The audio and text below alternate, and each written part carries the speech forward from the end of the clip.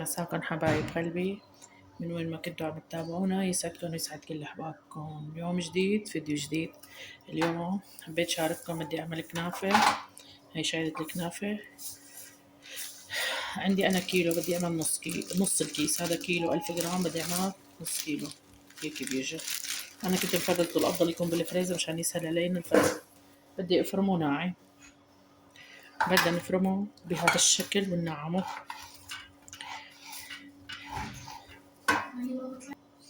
هلا عم بفرمها بهذا الشكل، شوفوا. هلا راح افرمها كلياتها وبرجع لكم.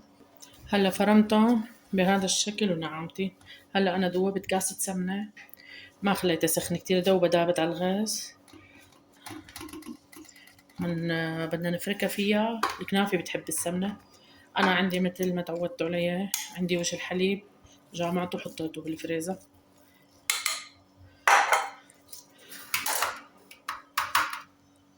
هلا مثل ما انكم شايفين حبايبي دوبتها. هلا بدي وزعها على الكنافة وافركها فيها.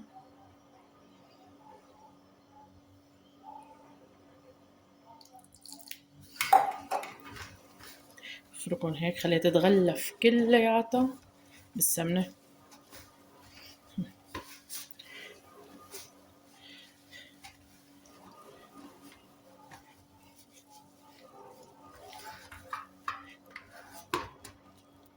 هلا هون حبايبي عندي هاي الصينية، بدي ادهنها بسمنة مثل ما خبرتكم. الكنافة بتحب السمنة كتير.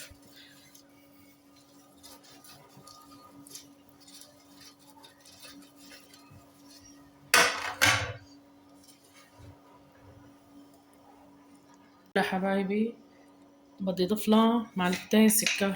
السكر بيعطيها لون ذهبي. اذا عندك سكر بودرة، انا هاي المعلقة صغيرة رح احط 4 لانه بالعادة المعلقتين كبار. السكر بيعطيها لون ذهبي.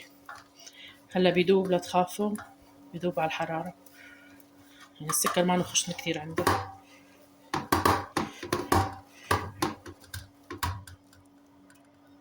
هلا حبايبي بعد ما دهنا الصينية بدنا نفردها فيها. هون عنا ماء زهر مركز، بدنا نحط لنا كم نقطة على القشطة.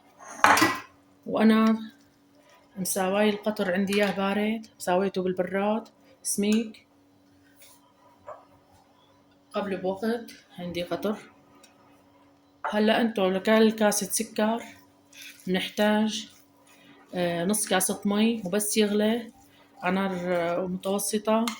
بس يغلي بنحط له عصرة حامض وبنخليه يغلي ليسلك. هلا انا راح افرد بطبقة متساوية الكنافة بهذا الشكل. نفردها كلياتها، ما بنخلي اي مكان.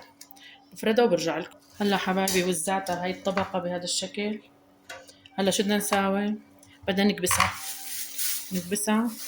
نحط كيس، بنحط صينية أصغر بشوي من المقاس الصينية اللي بنستعملها، هيك بهذا الشكل، وبنتقلها.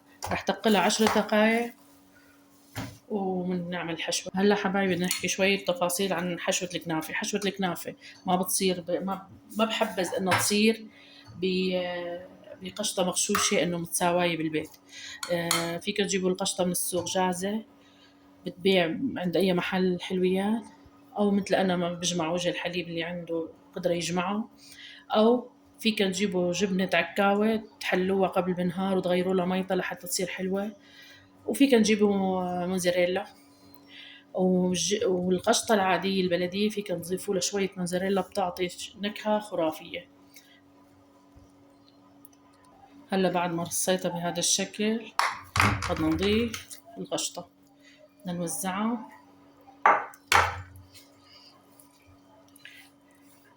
رح اوزعها بايدي كونه لابس كفوف.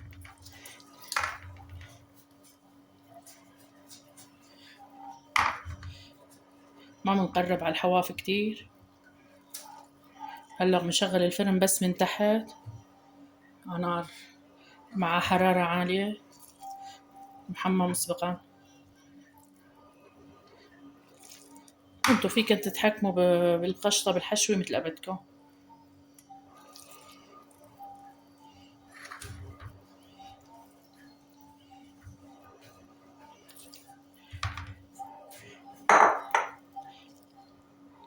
هلا حبايبي مديت القشطة بهذا الشكل، شوفوا ما شاء الله. ما قربنا على الأطراف، حاولنا ما نقرب كتير على الأطراف عشان ما تطلع.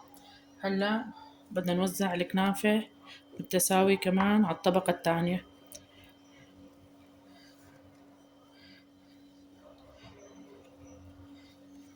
نحاول نفرفدها قدر الإمكان عشان ما يطلع تكتلات، يكون الشعيري مجمعة بمكان واحد، وهيك بنضمن إنه القشطة ما تطلع على الأول. بحط الحواف وبحاول كبسه،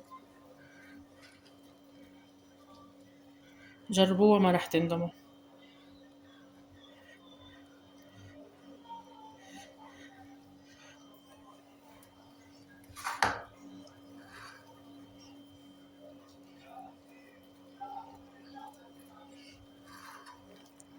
وهلا نفس العملية بنكررها، بنحط صينية مقاس أصغر مع كيس نظيف، أنا بستعمل كيس الخبز، وبنرجع بنكبسها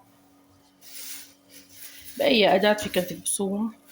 هلا هاي الطبقة ما فينا نضغط عليها كتير، نضغط هيك. هلا أنا حماي الفرن وراح احطها فيه. هلا هيك طلعت بالشكل مكبوسة، لا طلعت القشطة براتها ولا شيء. هلا راح احطها على الفرن على الرف التحت، ما بتاكل 10 دقايق وبتحمر. اذا كان الفرن محمى مسبقا من انا بس رح شغلها من تحت، ما رح شغلها من فوق لاني بدي اقلبها. بحب اني اقلبها، ما بحب اشويها طبقتين مثل بعض. مرت من تحت اقلبها.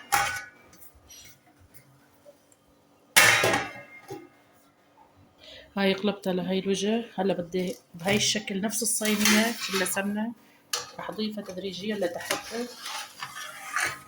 برفعها بنحركها تحريكتين هيك، بنرجع على الصينية على الفرن كمان شغال من تحت، وبنخليها ترجع تحمر. هاي هاي خلصت الكنافة، شوفوا اللون الخرافي، شوفوا اللون، اسمعوا القرشة تبعها، ما بعرف إذا واضحة عليكم الصوت. شوفوا الإحمرار، شوفوا اللون الذهبي. هي لازم تكون سخنة والقطر بارد، بتسقوا القطر حسب رغبتكم وبتحطوا الكمية اللي بدكن إياها.